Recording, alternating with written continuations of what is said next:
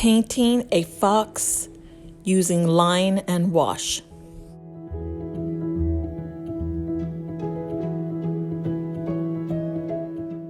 So all of you will have the same photograph of this fox.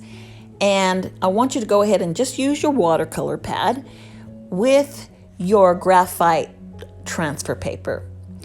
And you just want to go ahead and place that paper over your watercolor pad and hold it still and use a thin pencil. You don't have to push down too hard, and just go ahead and outline the straight edges like the ears. And I just put little slashes for the fur, lines for the eyes. Again, I'm doing little slashes for the fur. I don't want straight lines there. And you're going to continue to do that on both sides. This looks like a line, so I'm going to go ahead and do that. And you want to be careful outlining the bottom of the chin and the mouth area. The tail, you're going to use the little dashes. Again, the little dashes are just slants. They're like slants. Think of hair and the way hair is slanted on an animal. So you're going to do it that way. We don't want straight lines because it's just too bold, and we want it to look more like fur. Don't forget to outline that nose as well.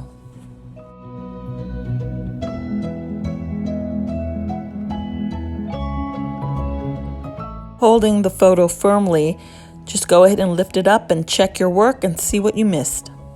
And keep working. Just don't overdo it. Less is more. So after you've transferred the image to your watercolor pad, I want you to take your waterproof ink pen. Each person should have one. And I want you to go ahead and just outline with the ink the nose, the eyes, around the chin and the mouth, the ears, little dashes around the fur, just to add some more detail, because again, the pencil's not that dark. It's not going to show up that well once we started painting. So you're going to do this first before you add the paint. I noticed that there was some lines going down the eyes, and I didn't want to add ink because ink is just too dark. So I just picked up my pencil and I started using the pencil because it's lighter, and just to kind of give more detail to those areas. There's a log on the side. I guess you could have traced that too, but I didn't. So I'm just adding it in. I'm looking at the photograph and I'm just kind of making some broken lines here and there. I'm not adding too much detail. It's probably best not to do that with watercolor. And there you go.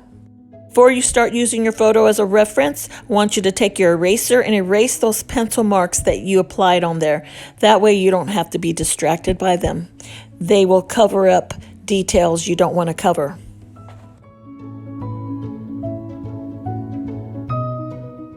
Now it's time to prepare your paint colors. So I'm going to give everybody some light red paint. That is perfect for the fox, I think. You can make it lighter by adding more water.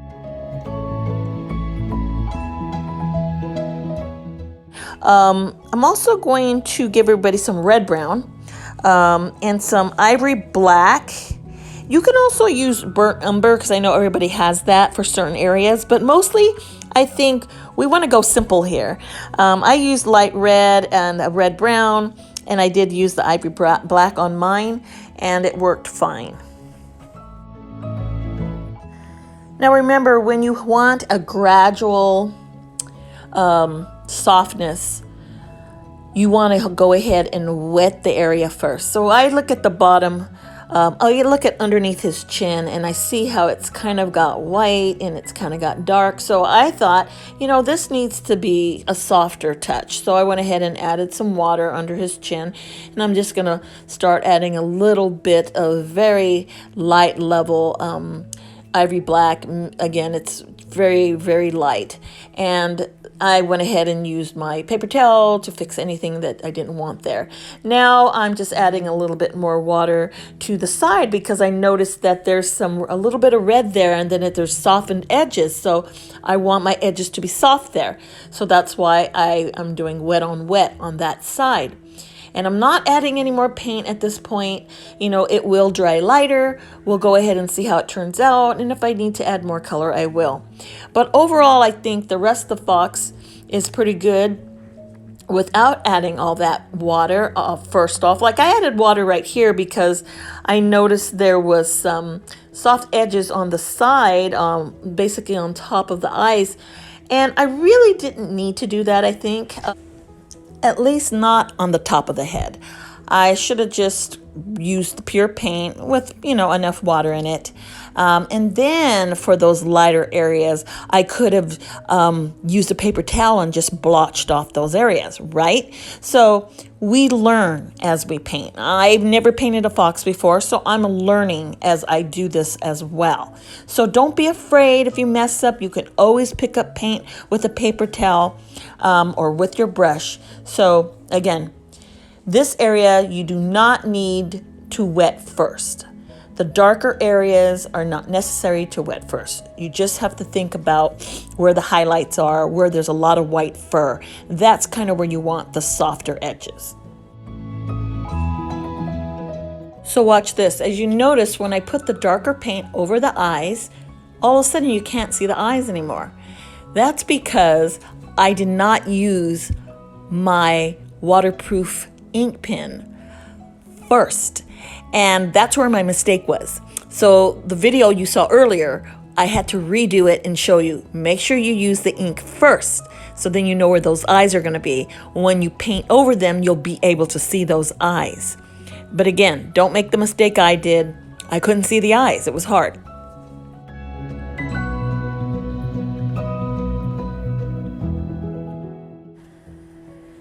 So lots of trial and error. I started light because it's always good to start light and then build up to darker paint. You just have to experiment as you paint. I would just say, don't overdo it with the water because you can ruin the paper. The paper is not 100% cotton. It doesn't absorb that easily. And just remember, don't let areas dry too quickly, unless you need those areas to have sharp edges. Add the softening technique. Like here, I added some darkness to this area, so it was still a little wet. So when I put the paint on, it kind of blended out a little bit.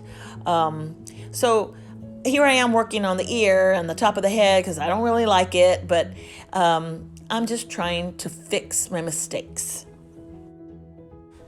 So I'm really messing up the top of the head. I'm realizing I'm going to have to either pick up some paint or I'm going to have to let this dry a little more.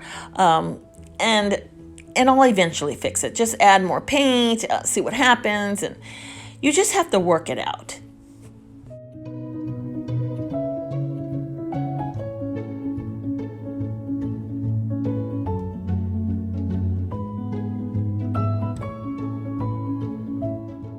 As I'm looking at the photograph, I'm saying, okay, there's a little bit more darkness down here. So I just grabbed a tiny bit of a darker shade of that gray color.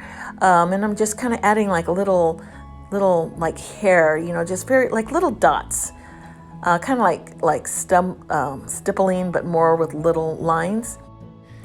And again, because I forgot to do the ink first, now I'm having to use some black paint to create some of these lines, these darker lines. And that could be dangerous if it starts to blend out in areas I don't want it to. But, maybe sometimes you can let watercolor do what it wants to do and it can still look good. That's the thing about watercolor. Let it do what it wants to do sometimes, and it'll still look good. We're not looking for perfection. I don't care if you do it like abstract. I don't care if you do it that it's not in the lines. It's okay. Watercolor, you can be free with it. Have fun with it. And don't feel like I need to make this look a certain way. Just work with it and have fun with it and try to make it look like you want it to look. And if you can't make it that way, maybe look at it a different way and say, well, maybe I can make it look different. So just think about that when you use watercolor.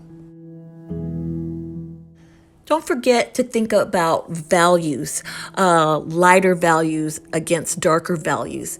Look at your photographs, squint your eye and say, where are the dark areas here? And I understand that, it's the fur is like crazy and there's all kinds of darks and lights in the fur, but you can't do that. You can't do that. I mean, you can, but then again, if you wanted to look more, I would say just more free and more modern watercolor, you don't need to add all those details. But shadow and light, very important. So you got to remember, wherever there's something white or light, leave the paper white, and you can always add some type of lighter color on there, but leave it white, and then work towards adding color later. So my paint is dry, so I'm going to add another layer. It's called glazing. I'm just adding another layer to just deepen the color of the fox. I believe I'm using the red-brown right now. So now I'm using my permanent waterproof pen, and I'm over here adding all those little dashes of fur detail that I again forgot to do earlier. And you can do it this way, but because it's a fox and because it had these little details like the eyes, I really believe that the eyes should have been done and the nose should have been done, at least outlined before I started painting. It just would have made it a little easier for me, but it worked out. Don't like my tail because I need some more of that light red, so I'm going to go ahead and start adding some more light red to the painting because my fox has this really nice bright red in it, and I just want to make sure that I represent that.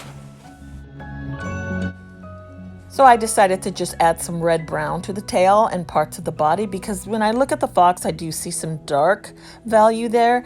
I don't want to go detail though, but I'm just going to go ahead and add some subtle darker values. Adding more value and softening up those edges. So go ahead and use your black paint to create different shades of black and grays, and you want to add that to the ears, and you see the inside of the ears. It's like they have like this, I added a little bit of water here, and then I added the black to kind of soften up those edges there, and just using the tip of my brush to kind of make it look a little bit more like hair. So you just kind of work that out. So I went ahead and decided to start painting the background. This is the log, and I'm starting out with a lighter value, and then you can go ahead and add some darker value to that. Just work very loose. The background is not the main subject of this art. It's the fox. So we don't want the background to be overpowering that fox. So just go ahead and make the background images very loose and not so dark. You don't have to add gobs of detail or anything. We just want it to look like there's something there, and we can tell that, hey, that's either a rock or that's a log, and oh, that must be snow, and oh, there's some green grass there. Again, we just want it to be subtle. But something that's very important, adding shadows. Now, right under the fox, you're going to see little light shadows. Don't forget to add those shadows. That's very important. Here I am adding a light, very light, like level 1 green pigment, and then I'm adding a very light level 1 brown pigment, or that could be red-brown, and just adding a little bit more green on top of that. Again, these colors are not intense. They're like a level 1, a level 2, very light and subtle. Using a level 1 or a level 2, I'm adding some little shadows here and there on the snow.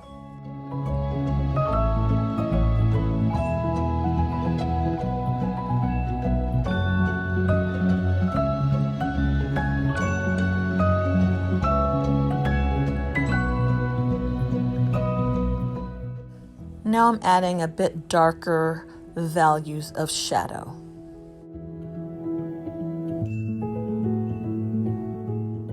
Since I didn't add enough line work before, I'm kind of touching it up where I feel like it needs a little bit more line work with my pen.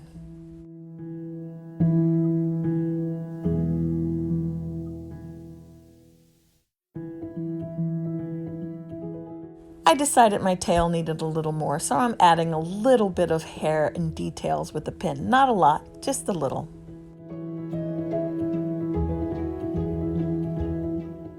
Don't forget to add those whiskers. And I'm done. I realize that I cannot overwork this thing. I could keep going on and on and on, but I'll probably mess it up. Just remember, one layer at a time. Light layers first, darker layers on top. Wait for it to dry or work with paint that's already wet, and don't overwork it. And whatever the paint does and however it comes out, be satisfied with that because it's beautiful.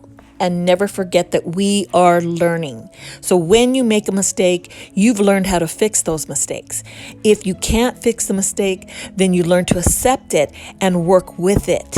And remember, when you make a mistake, you are learning from that mistake. And so you know what to do the next time. And so this is what watercolor is all about. This was why I was so terrified with watercolors, because I didn't know how to do that. And I've learned how to do that over the last few years.